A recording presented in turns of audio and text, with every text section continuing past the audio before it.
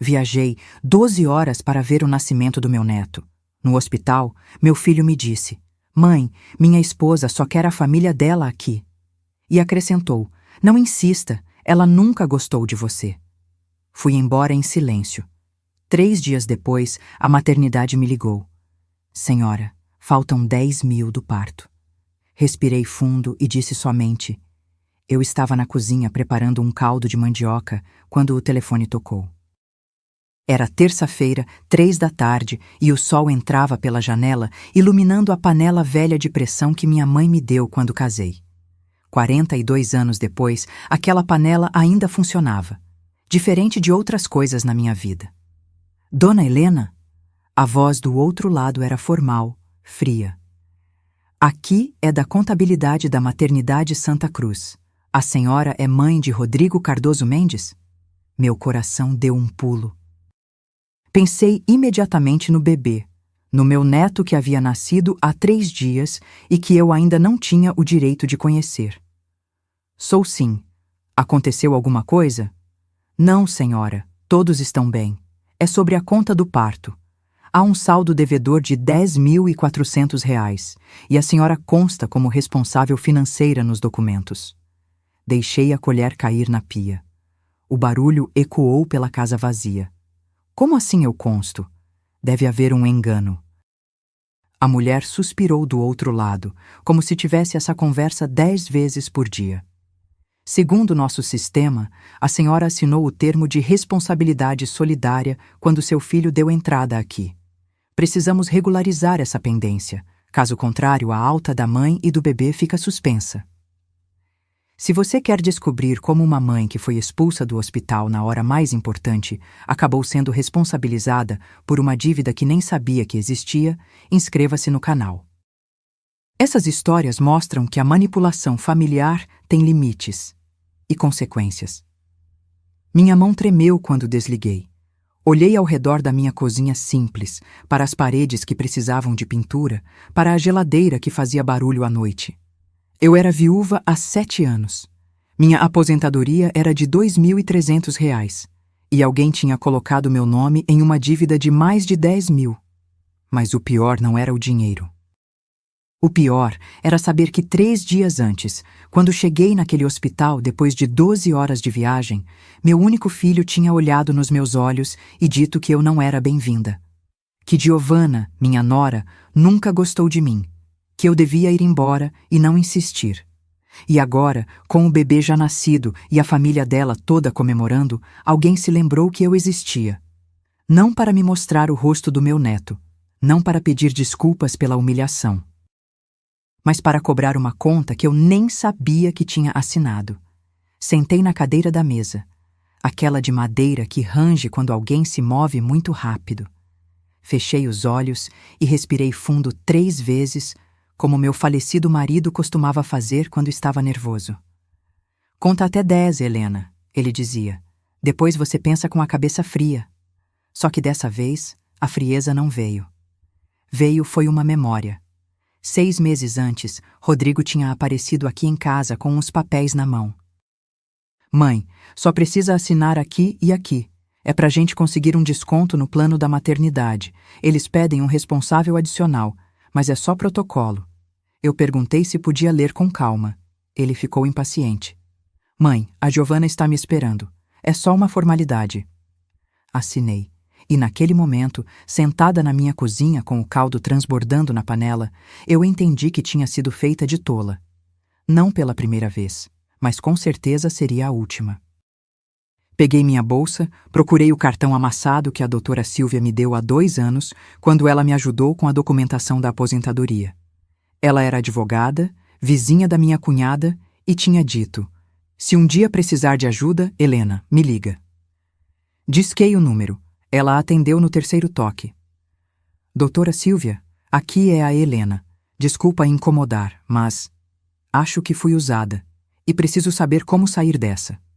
Enquanto esperava a doutora Silvia me retornar com informações, voltei àquela manhã de sábado. A manhã que deveria ter sido a mais feliz da minha vida. Eram 4:30 da madrugada quando tranquei o portão de casa. A rua estava deserta, só o cachorro do seu Mário latindo longe. Peguei o táxi até a rodoviária com uma mala pequena e uma sacola de pano que pertenceu à minha mãe. Dentro dela, embrulhado em papel de seda cor de pêssego, estava o relicário. Não era qualquer relicário.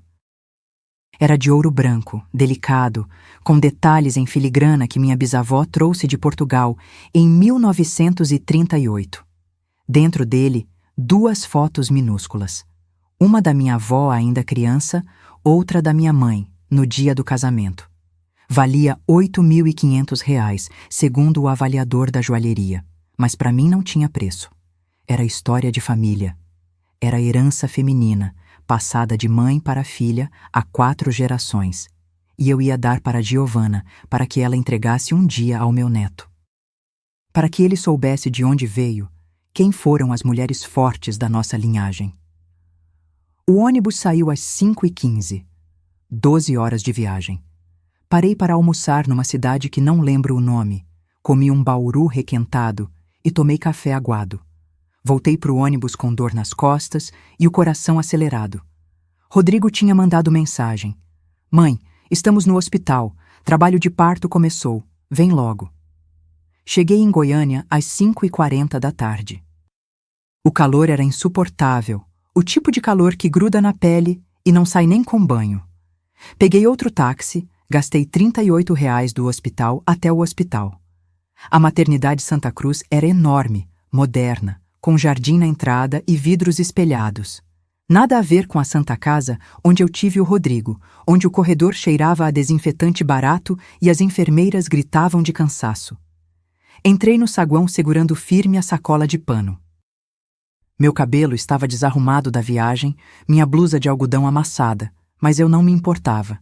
Ia conhecer meu neto, ia abraçar meu filho, ia entregar aquele relicário e dizer: agora vocês são história também. Perguntei na recepção.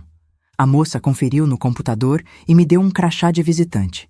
Quarto 312, terceiro andar, ala premium. Subi de elevador, as pernas tremendo, não de cansaço, de expectativa pura. O corredor do terceiro andar era silencioso, com carpete bege e quadros abstratos nas paredes.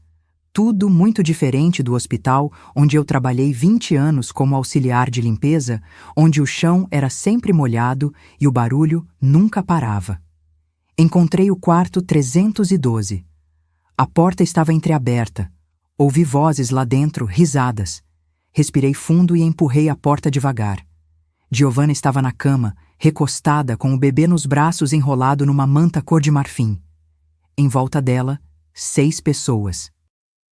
A mãe dela, o pai, 2 irmãs, a avó, um cunhado, todos inclinados sobre o berço tirando foto, falando alto. Rodrigo estava ao lado da cama, sorrindo, com a mão no ombro da esposa. Ninguém me viu entrar. Oi, eu disse. Minha voz saiu baixa demais. Oi, repeti mais alto. Todos viraram ao mesmo tempo. O silêncio cortou a sala como uma faca. Rodrigo piscou, como se tivesse visto um fantasma. Mãe, você já chegou? Cheguei agora. Vim direto da rodoviária. Dei 2 passos para frente, tentando ver o bebê. Posso ver meu neto? Giovanna apertou o bebê contra o peito. Seu rosto, que eu sempre achei bonito de um jeito frio, ficou duro. Rodrigo, ela disse sem olhar para mim, resolve isso. Meu filho saiu de perto da cama e veio até mim. Segurou meu braço e me puxou para o corredor. A porta do quarto se fechou atrás de nós. Não completamente. Ficou uma fresta por onde eu ainda podia ouvir as risadas recomeçando lá dentro.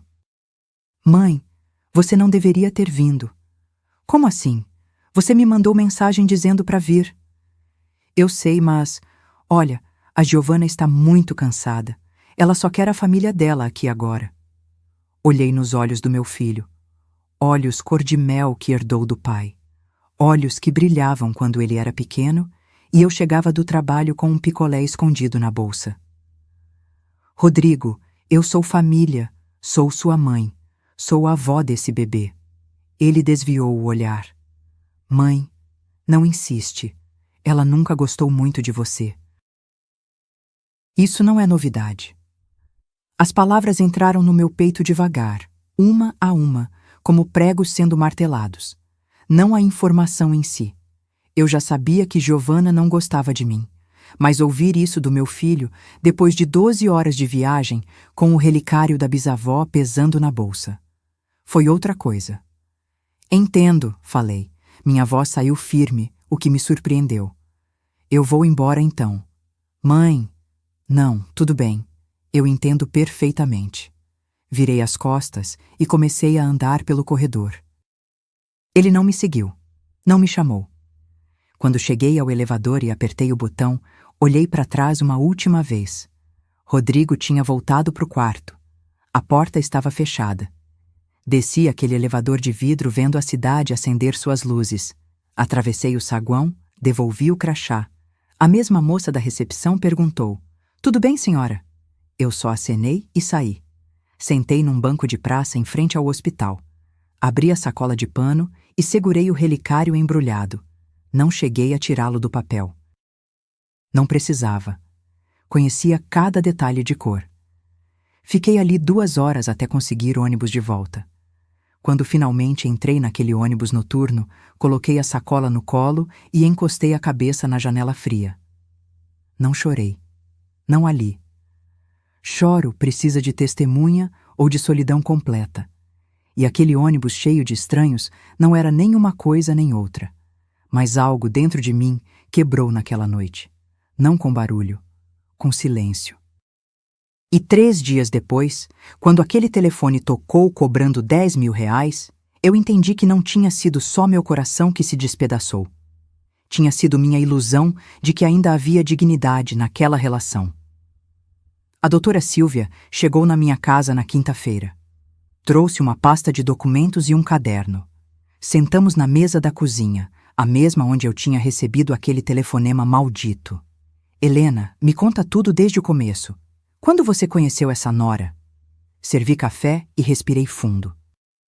A história de Giovanna era longa, e cada capítulo doía de um jeito diferente. Conheci ela há 4 anos, num churrasco na casa da minha cunhada. Rodrigo chegou com ela pendurada no braço, toda sorridente, cabelo liso impecável, roupa cara.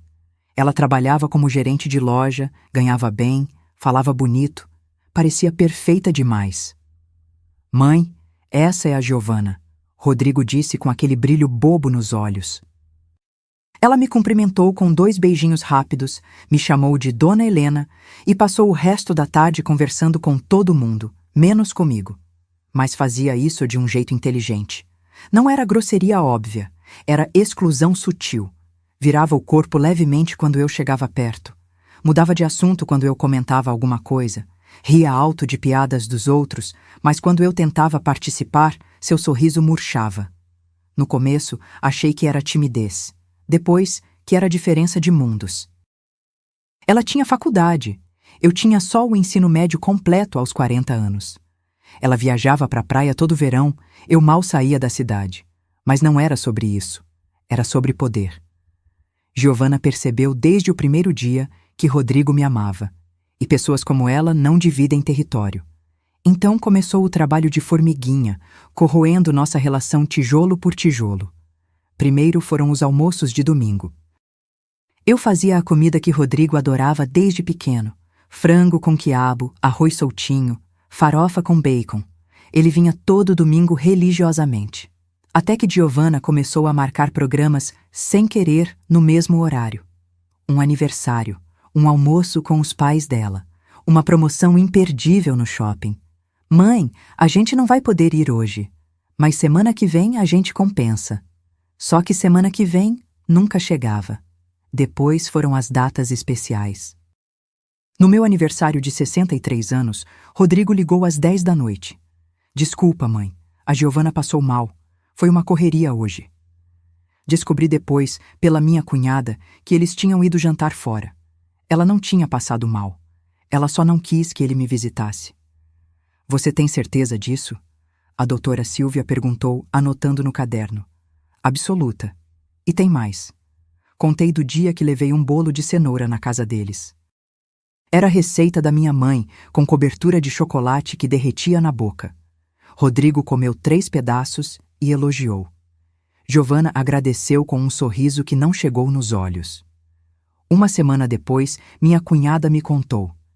Helena, a Giovanna comentou que seu bolo estava muito pesado, que tinha muito açúcar, que ela jogou metade fora porque estavam tentando comer mais saudável. Cada comentário era uma agulhada pequena. Sozinhos pareciam bobagem. Juntos, formavam um tecido de desprezo. Mas o pior foi quando eles casaram, 2 anos atrás. Eu tinha guardado 15 mil reais em 5 anos. Dinheiro da aposentadoria, da venda de umas joias antigas, de fazer crochê para fora, 15 mil reais para ajudar meu filho no casamento.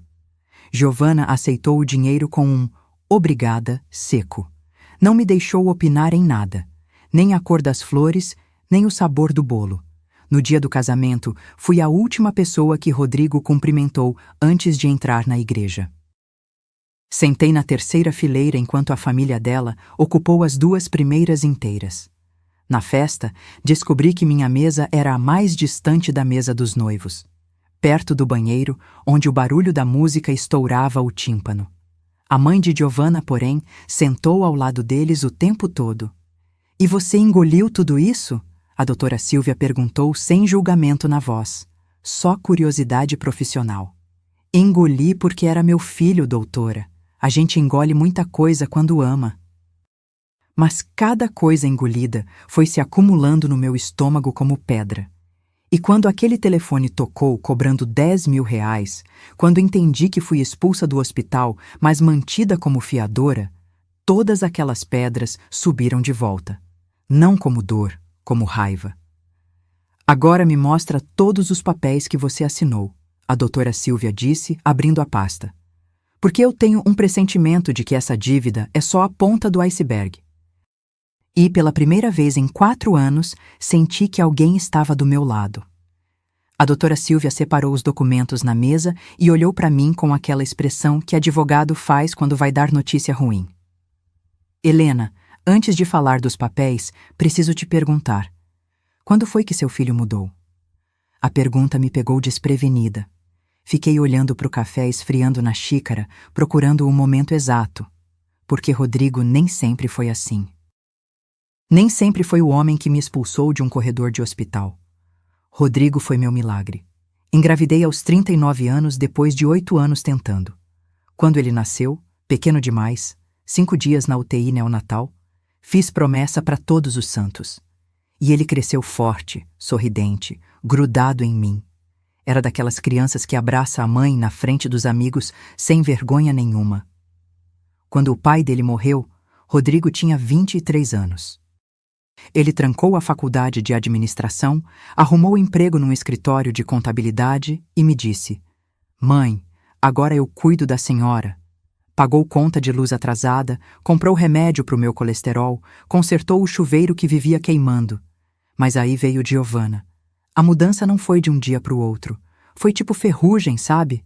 Começa num cantinho, quase invisível, e quando você percebe, já comeu o metal inteiro. No primeiro ano de namoro, Rodrigo ainda vinha em casa 2, 3 vezes por semana.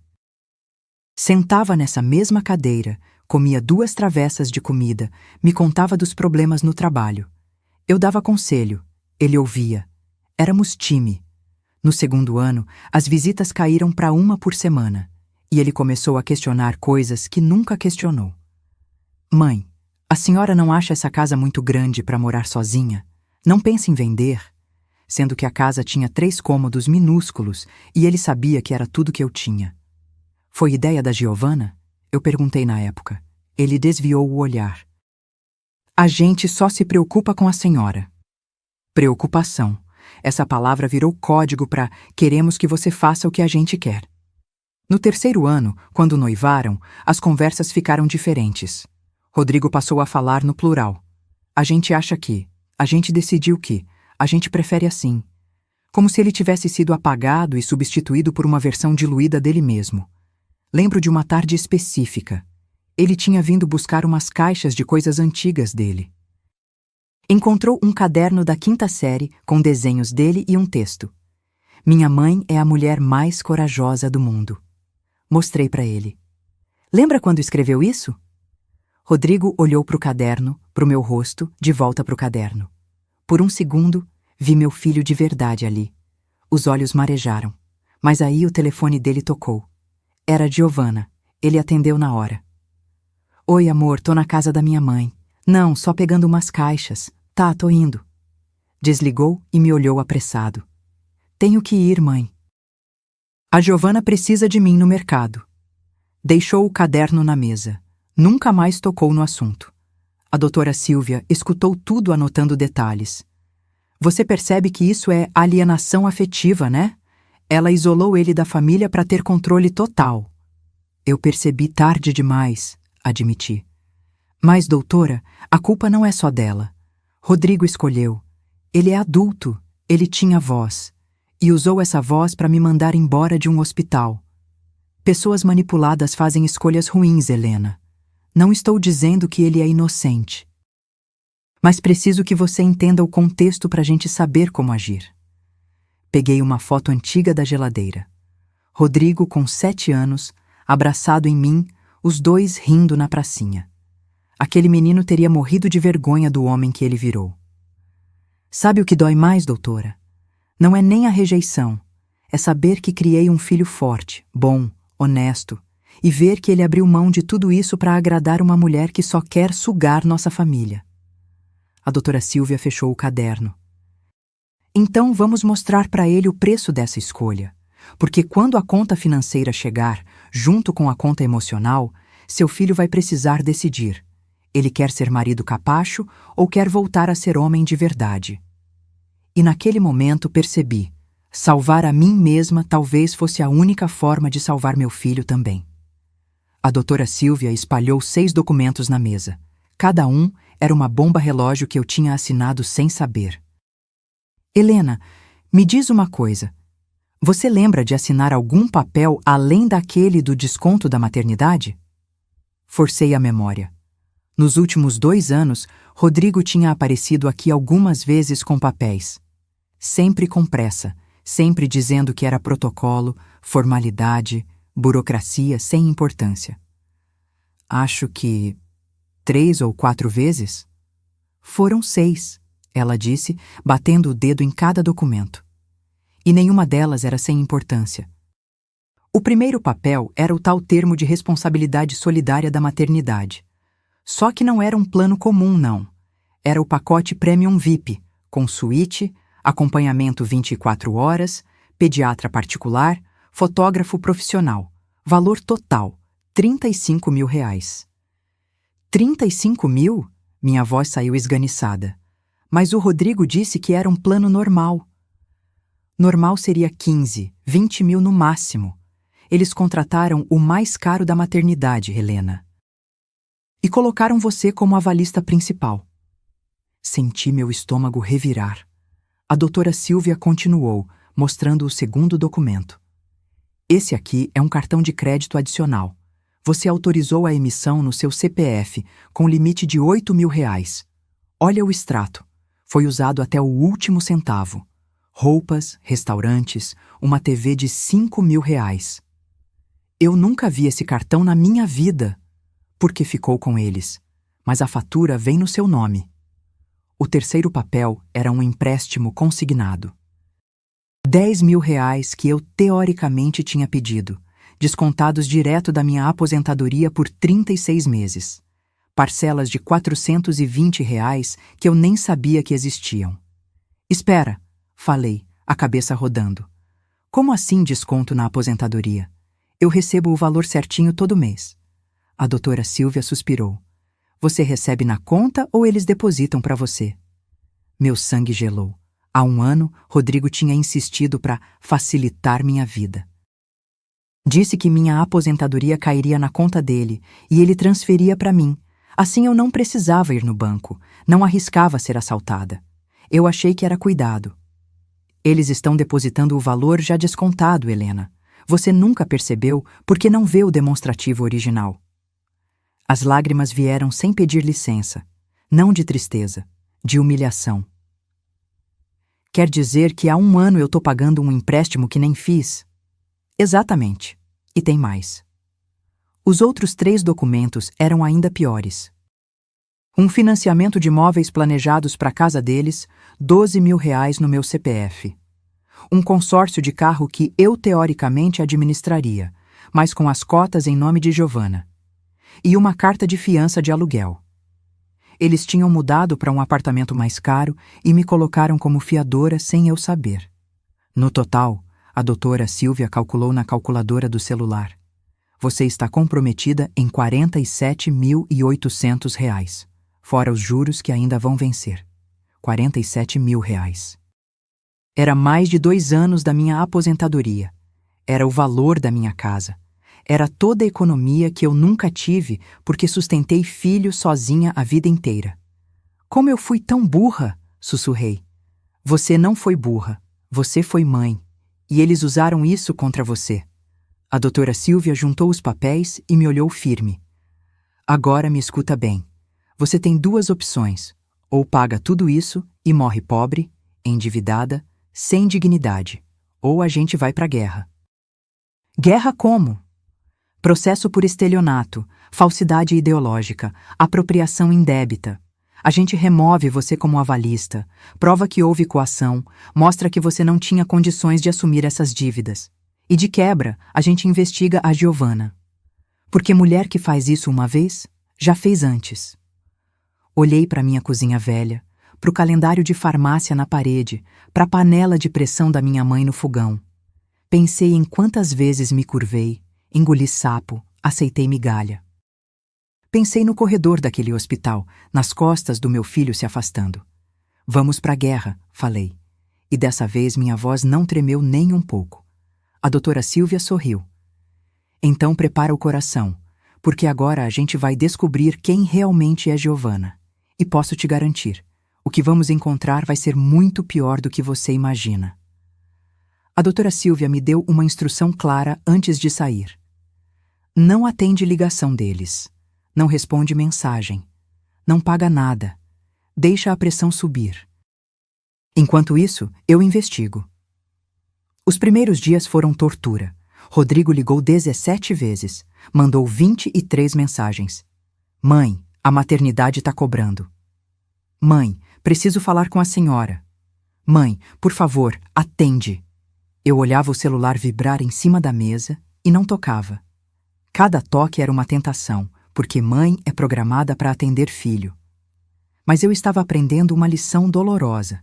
Às vezes, amar é deixar o outro se afogar nas próprias escolhas. Na 5ª ligação ignorada, veio mensagem da Giovanna. A primeira vez que ela me mandava mensagem diretamente em 4 anos. Dona Helena, precisamos conversar sobre a situação da maternidade. É urgente. Apaguei sem responder. No 7º dia de silêncio, a doutora Silvia voltou com uma pasta ainda mais gorda. Sentou na minha cozinha com cara de quem descobriu petróleo. Helena, você vai querer sentar para ouvir isso. Ela abriu a pasta e começou. Primeiro tinha ligado para uma amiga que trabalhava em cartório. Descobriu que Giovanna era casada antes. Casamento durou 2 anos. Acabou em divórcio litigioso com acusação de desvio de bens. O ex-marido dela entrou com processo dizendo que ela esvaziou a conta conjunta e ainda fez empréstimo no nome dele sem autorização. Exatamente o que fizeram com você. Meu estômago apertou. E o processo? Foi arquivado. Ela devolveu parte do dinheiro e ele desistiu da queixa. Mas o histórico tá lá. Segundo, a doutora Silvia conseguiu falar com a sogra de Giovanna, a mãe do ex-marido. Dona Carmen, 71 anos, viúva, morava em Anápolis. Essa mulher, Helena, ela chorou no telefone. Disse que Giovanna destruiu o filho dela. Endividou o rapaz, isolou ele da família e, quando não teve mais nada para tirar, arrumou motivo para separar. Mas tem mais, muito mais. A doutora Silvia puxou uma certidão de nascimento. Meu coração quase parou quando li. Gabriel Henrique Costa Almeida. Nascido em 15 de março de 2012.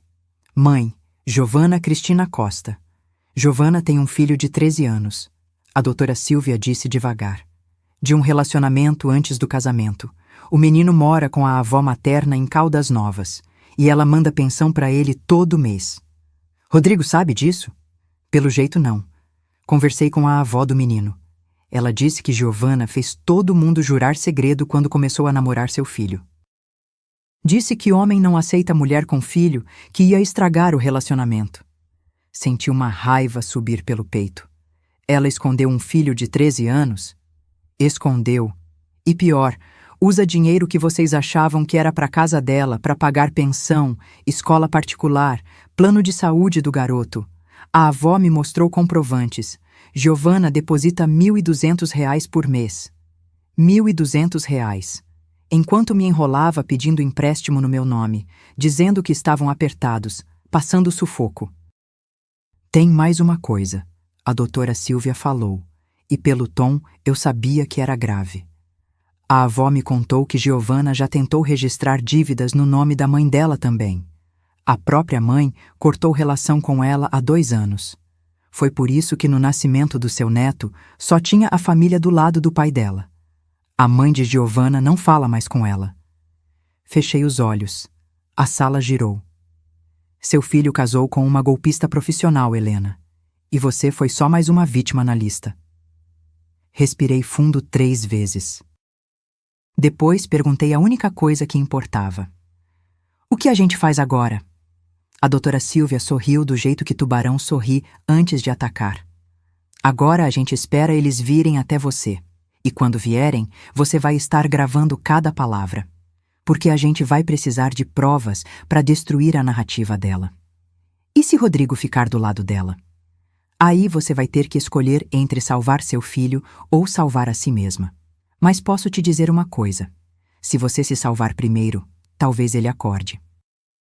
Se você ceder agora, vocês 2 afundam juntos. Naquela noite, configurei o celular para gravar ligações. Deixei o aparelho sempre carregado, sempre por perto, porque eu sabia que eles viriam. Pessoas desesperadas sempre voltam, e quando voltassem, eu estaria pronta. Eles apareceram num domingo de manhã. Eu estava regando as plantas da varanda quando ouvi o portão ranger. Olhei e era o carro do Rodrigo, estacionando na frente de casa. Meu coração disparou, mas mantive a calma. Coloquei o regador no chão, limpei as mãos no avental e apertei o botão de gravar no celular que estava no bolso. A doutora Silvia tinha me ensinado. No Brasil, é legal gravar conversa quando você é parte dela. Abri a porta antes que tocassem a campainha. Rodrigo estava com olheira roxa, barba por fazer, roupa amassada.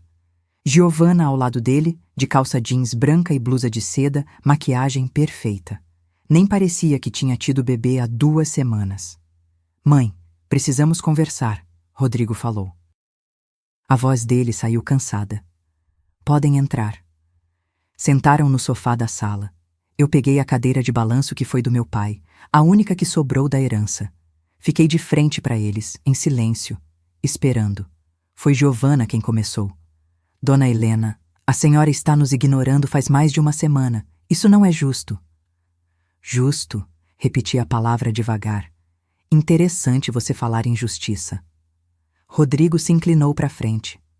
Mãe, o hospital está ameaçando colocar nosso nome no SPC. A dívida está no seu CPF, mas isso afeta a gente também. A senhora precisa resolver. Resolver como, Rodrigo? Pagando R$ 10.000 que eu não tenho? A senhora tem a casa, Giovanna disse. E o jeito que ela falou, como se fosse óbvio, como se minha casa fosse reserva particular dela, me fez ranger os dentes. Minha casa? Pode fazer um empréstimo com garantia. Banco financia fácil para quem tem imóvel. Resolve a situação e a gente depois compensa a senhora. Depois compensa. Como se compensar fosse palavra no vocabulário dessa mulher. Giovanna, quantos anos você tem? Perguntei do nada. Ela piscou, confusa. 32. Por quê? E você, Rodrigo? Mãe, eu tenho 30. A senhora sabe. 30 anos, repeti.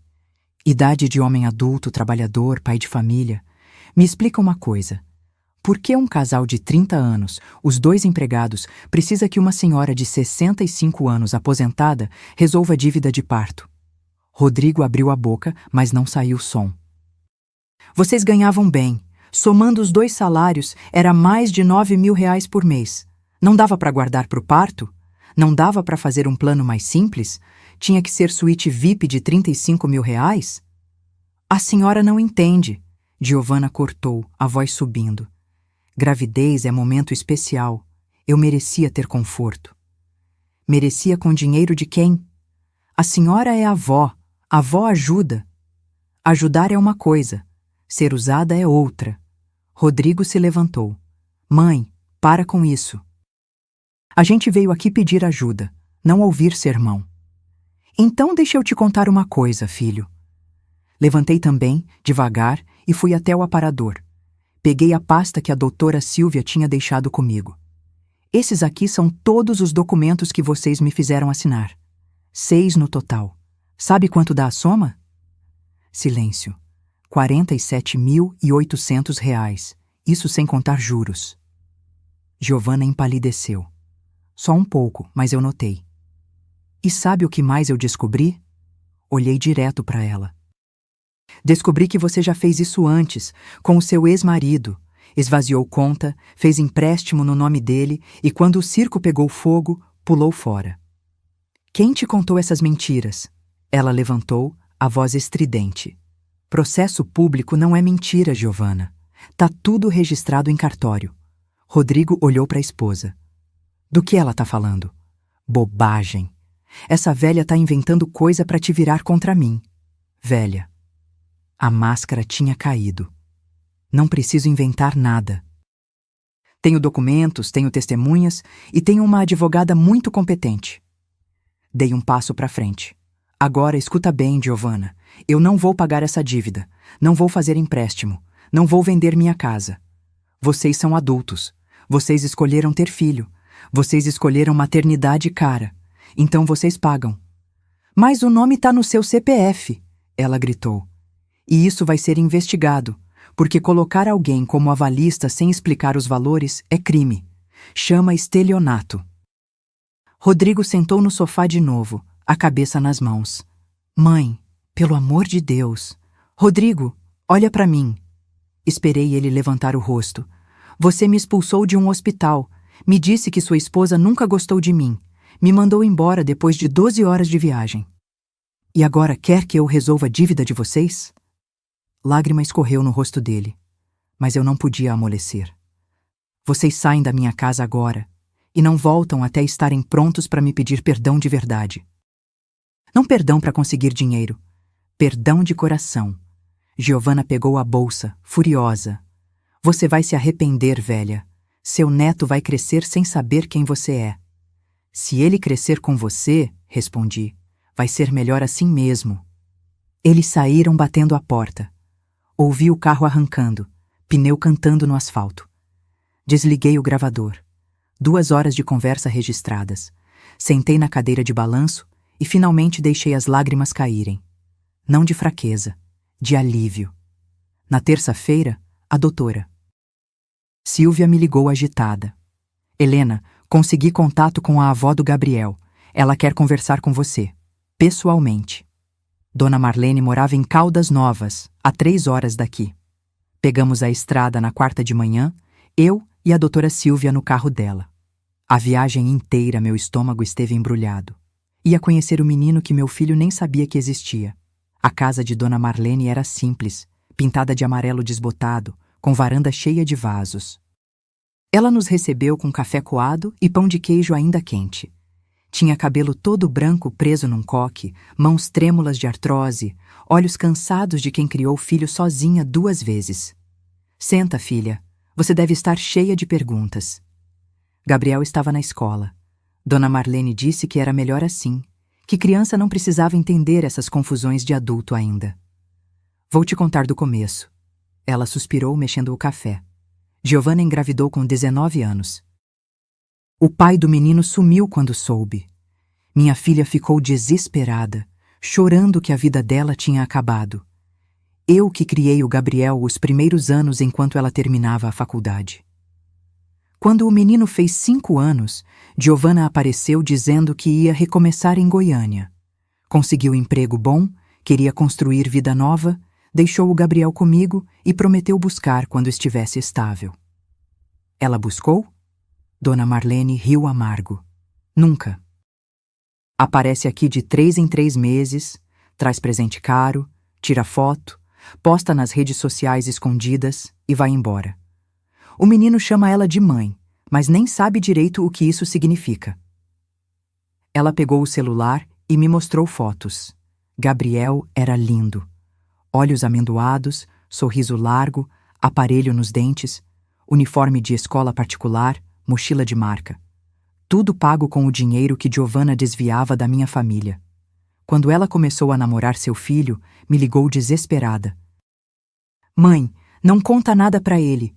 Homem não casa com mulher que tem filho, promete que guarda segredo. Eu prometi porque sou boba, porque achei que ela ia contar quando o relacionamento ficasse sério. Mas ela nunca contou. Nunca.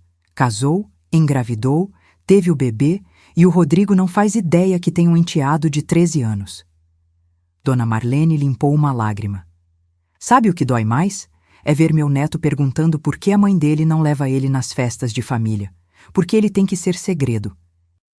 Que vergonha ele causa. Meu coração partiu. Ele acha que é culpado? Acha. E eu não sei o que dizer para confortar. A doutora Silvia puxou documentos da bolsa. Dona Marlene, a senhora teria coragem de testemunhar isso tudo oficialmente, com registro em cartório? Tenho. Tô cansada de ver minha filha destruir todo mundo em volta. Ela fez isso com o ex-marido, tá fazendo com vocês, e o próximo já tá na mira. Alguém precisa parar ela. Voltamos para a cidade com uma declaração autenticada, comprovantes de pensão, prints de conversas, tudo documentado. A bomba estava armada. Naquela noite, Rodrigo apareceu na minha porta, sozinho. Olheira ainda mais funda, roupa repetida, cheiro de cigarro. Ele tinha voltado a fumar, coisa que largou faz 5 anos. Mãe, posso entrar? Deixei. Ele sentou na mesa da cozinha, no mesmo lugar que sentava quando era criança e tinha problema na escola. A Giovanna tá furiosa com a senhora. Disse que vai processar por calúnia. Calúnia é mentira, filho. Tudo o que falei é verdade documentada. Ele esfregou o rosto. Eu não sei mais o que é verdade. Tá tudo muito confuso. Respirei fundo. Era agora ou nunca. Rodrigo, vou te perguntar uma coisa, e quero que você responda com sinceridade. Você realmente conhece a mulher com quem casou? Claro que conheço. Então me diz, quantos filhos ela tem? Ele riu sem graça. 1. Nosso filho. Que pergunta é essa? Levantei, peguei a pasta em cima da geladeira e coloquei na frente dele. Abre. Rodrigo abriu. A primeira coisa que viu foi a certidão de nascimento de Gabriel. Ele leu uma vez. Leu de novo. Olhou para mim com os olhos arregalados. O que é isso? É o filho que sua esposa escondeu de você. Gabriel, 13 anos. Mora com a avó em Caldas Novas. Ela paga 1.200 de pensão por mês. O silêncio que caiu naquela cozinha foi do tipo que dói nos ouvidos. Você tá mentindo, ele sussurrou. Você inventou isso para separar a gente. Tenho testemunha, documentos, fotos, comprovantes. Quer ligar para sua esposa e perguntar? Ou prefere continuar sendo enganado? Rodrigo pegou a pasta e saiu sem falar mais nada. A porta fechou devagar dessa vez. E eu soube. A rachadura no casamento dele tinha virado cratera. Rodrigo voltou 3 dias depois, mas era outro homem. Cabelo cortado, barba feita, olhos vermelhos de quem chorou tudo que tinha direito. Bateu na porta de manhã cedo. Eu estava tomando café da manhã, pão com manteiga e café preto, quando vi ele pelo vitrô da porta. Abri. Ele não entrou. Ficou parado ali no batente como criança pedindo desculpa depois de aprontar. Mãe, é verdade. É tudo verdade. Fiz sinal para ele entrar. Sentou na cadeira da cozinha e começou a falar. Disse que confrontou Giovanna na mesma noite. Ela negou, gritou, chamou ele de louco, disse que eu tinha inventado tudo por ciúmes. Aí eu liguei para o número da dona Marlene que estava nos papéis. Ela atendeu, confirmou tudo. Me mandou foto do Gabriel. Ele soluçou. O menino é igualzinho a mim na idade dele, mãe. Eu tenho um enteado de 13 anos que eu nem sabia que existia. O que a Giovana falou quando você mostrou as provas? Chorou. Disse que teve medo de me perder, que mulher com filho não arruma marido, que ia contar depois, mas nunca foi a hora certa. Ele limpou o nariz com as costas da mão. Mas o pior não foi isso. Então o que foi? Comecei a juntar as peças, mãe. Lembrei de todas as vezes que ela disse que estávamos apertados. Todas as vezes que me pediu para te pedir dinheiro emprestado. E percebi. Ela usava nosso dinheiro para pagar pensão do Gabriel. Me fez pedir empréstimo no seu nome para sustentar um filho que ela escondeu de mim. Ver meu filho descobrir que foi fantoche doeu diferente. Doeu como mãe que vê o filho levar tombo, mas sabe que a dor é necessária para ele aprender. E agora? Perguntei. Agora eu preciso da sua ajuda, de verdade dessa vez. Não para dinheiro, para sair dessa. Liguei para a doutora Silvia na mesma hora. Ela chegou em 40 minutos com a pasta de guerra. Sentamos os três na mesa e ela explicou o plano. Primeiro, você, Rodrigo, vai depor em cartório, confirmando que sua mãe foi induzida a assinar contratos sem conhecer os valores reais. Isso anula a responsabilidade dela. Mas aí a dívida fica comigo, ele disse. Fica. E vocês vão ter que pagar, vender o carro, cancelar planos, cortar supérfluo. Mas é dívida de vocês, não dela. Segundo, Helena entra com processo por estelionato, apropriação indébita e uso indevido de documentos. Giovana responde criminalmente. Rodrigo engoliu seco. Criminalmente. Ela cometeu crime, Rodrigo, não uma vez, várias, e tem histórico. O Ministério Público vai adorar esse caso. Terceiro, você pede separação de corpos imediata e inventário dos bens. O apartamento que vocês moram é alugado, então não tem divisão, mas tem o carro, os móveis, as dívidas. Durante 2 semanas foi guerra. Giovana me ligou 12 vezes berrando ameaças. Você vai pagar por destruir meu casamento. Vou te processar até você ficar na rua. Gravei tudo. A doutora Silvia mandou as gravações para o juiz. Giovana ganhou medida protetiva, proibindo ela de entrar em contato comigo. O banco aceitou remover meu nome como avalista mediante o depoimento do Rodrigo. A dívida voltou para o nome deles. 10.400 do parto, mais os 8.000 do cartão de crédito, mais 12.000 dos móveis. Total, R$ 30.400 só na cabeça deles. O empréstimo consignado foi mais complicado. Levei 3 meses, mas consegui cancelar provando que a da assinatura foi obtida mediante fraude.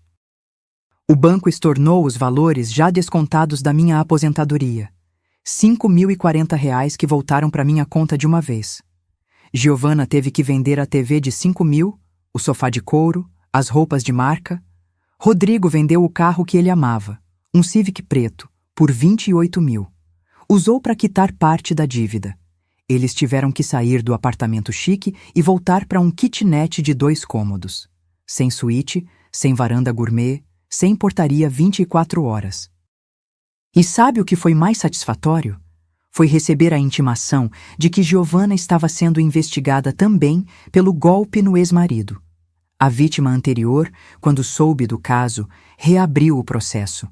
Ela ia responder por 2 crimes em vez de 1. Rodrigo aparecia aqui toda semana agora. Trazia o bebê que eu finalmente conheci. Davi. Olhos iguais aos do pai. Bochecha gordinha, cheiro de sabonete de bebê. Mãe, me perdoa, ele disse numa dessas tardes, com o Davi dormindo no meu colo. Me perdoa por tudo. Já perdoei, filho, mas perdão não apaga a consequência. Você vai reconstruir a sua vida tijolo por tijolo, e dessa vez, com dignidade. 6 meses depois, eu estava na varanda regando as plantas quando vi Rodrigo estacionar na frente de casa. Ele vinha sozinho agora, sempre sozinho. O divórcio tinha saído há 3 semanas. Giovana ficou com a guarda compartilhada do Davi, mas Rodrigo tinha o menino a maior parte do tempo. Ela arrumou emprego em São Paulo. Disse que precisava recomeçar longe de tudo. Na verdade, estava fugindo dos processos, das dívidas, da vergonha. Mãe, posso entrar? Pode. Ele trazia uma sacola. Entrou, sentou na mesa da cozinha, respirou fundo 3 vezes antes de falar. Vim te devolver uma coisa. Abriu a sacola e tirou o relicário de ouro branco da minha bisavó.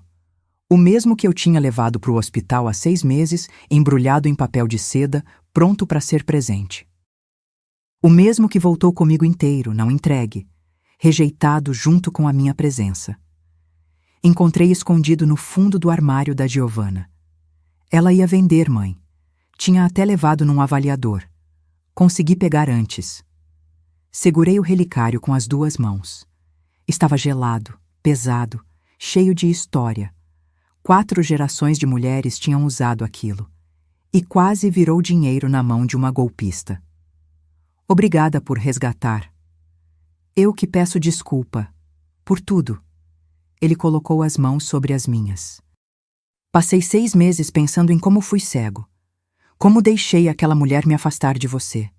Como assinei papéis colocando você em risco. Como te expulsei de um hospital. A voz dele falhou no final. Rodrigo, olha para mim. Esperei ele levantar os olhos. Você errou. Errou feio. Me magoou de um jeito que ainda dói quando respiro fundo. Mas você reconheceu. Você acordou. E mais importante, você agiu. Mas eu quase destruí a senhora. Quase. Mas não destruiu. Porque no final eu me defendi. Aprendi que amor de mãe não pode ser capacho. Que perdoar não é aceitar migalha. Que dignidade não se negocia nem por filho. Servi café para nós 2. O mesmo café da panela velha de alumínio que fazia desde que ele era criança. Sabe o que a doutora Silvia me disse outro dia? Comentei sentando de frente para ele. Que eu devia escrever tudo o que aconteceu. Que outras mulheres precisam saber que dá para reagir, que dá para se impor, que nunca é tarde para recuperar o respeito próprio. A senhora devia mesmo. Quantas mães estão passando pelo que a senhora passou? Muitas. E a maioria não reage porque tem medo de perder o filho. Mas sabe o que aprendi? Que quando a gente se perde para não perder o outro, a gente perde os 2. Rodrigo limpou uma lágrima que escapou. E agora, mãe? A gente consegue reconstruir? Consegue. Mas devagar. Tijolo por tijolo, como eu disse. Você vem aqui, traz o Davi, me conta da sua vida. Eu te conto da minha. A gente vai se conhecendo de novo, como 2 pessoas que se respeitam, não como um que usa e outro que aceita. Eu tô morando num apartamento de 1 quarto, dividido com outro rapaz. Trabalho 2 horas extras todo dia para pagar as dívidas. Não tenho mais carro, não saio, não compro nada supérfluo. Ele deu um sorriso cansado. Mas pela primeira vez em anos, eu durmo em paz, porque não tenho mentira escondida, não tenho manipulação. Não tenho medo de abrir a porta e descobrir mais uma bomba. Isso se chama dignidade, filho. É um preço alto, mas vale cada centavo. Ficamos conversando até o sol começar a descer. Ele me contou que tinha levado o Davi para conhecer o Gabriel, o meio-irmão de 13 anos, que os 2 brincaram juntos, que o menino mais velho segurou o bebê com cuidado de quem entende responsabilidade. Dona Marlene me tratou melhor do que eu merecia, mãe. Me deu café, me mostrou o álbum de fotos do Gabriel, disse que eu podia visitar quando quisesse. Ela é mãe também. Sabe que filho erra, mas merece segunda chance quando aprende. Quando Rodrigo foi embora, fiquei segurando o relicário na varanda. O sol batia no ouro branco, fazendo ele brilhar. Pensei na minha bisavó cruzando o oceano com aquela joia costurada no vestido. Pensei na minha avó sobrevivendo à guerra. Pensei na minha mãe criando 3 filhos sozinha depois que meu pai morreu. Mulheres fortes. Mulheres que não se curvaram. E agora eu fazia parte dessa linhagem não só de sangue, mas de escolha. Porque força não é aguentar tudo calada. Força é saber quando falar chega. 2 meses depois, Rodrigo me ligou. Mãe, posso levar o Davi aí no sábado? Queria que a senhora ensinasse aquela receita de bolo de cenoura da vovó. Quero fazer para o meu filho quando ele crescer. Pode vir, mas aviso, tem que ter paciência. Receita de mãe não se aprende correndo. Demora, precisa atenção, precisa respeito pelos ingredientes. Ele riu do outro lado. Entendi o recado, mãe. Vou com tempo e com coração aberto. Desliguei o telefone e olhei em volta da minha cozinha. A mesma cozinha onde recebi aquele telefonema que mudou tudo. A mesma mesa onde assinei papéis sem ler. A mesma cadeira onde chorei de humilhação. Mas agora era diferente. Porque agora essa cozinha não era palco de desrespeito. Era território reconquistado. Era casa de mulher que aprendeu a se valorizar. E se tem uma lição que essa história inteira me ensinou, foi essa. Dignidade não é favor que a gente pede. É linha que a gente traça. E quando alguém cruza essa linha, a gente não chora. A gente ergue a cabeça e mostra a porta. Porque amor verdadeiro, seja de mãe, de filho, de quem for, só existe quando tem respeito. E respeito não se implora, se conquista. Se esta história tocou seu coração, se você já viveu algo parecido ou conhece alguém que precise ouvir que nunca é tarde para se impor, deixa aqui nos comentários de onde você está assistindo. Escreve sua cidade, seu estado, seu país. Quero saber onde estão as mulheres fortes que sabem que dignidade não tem preço. E se essa história te ensinou algo, se te fez refletir sobre seus próprios limites, dá um like e se inscreve no canal. Porque aqui a gente compartilha histórias reais de quem não se curvou, de quem escolheu se respeitar, de quem entendeu que amor sem dignidade não é amor, é prisão.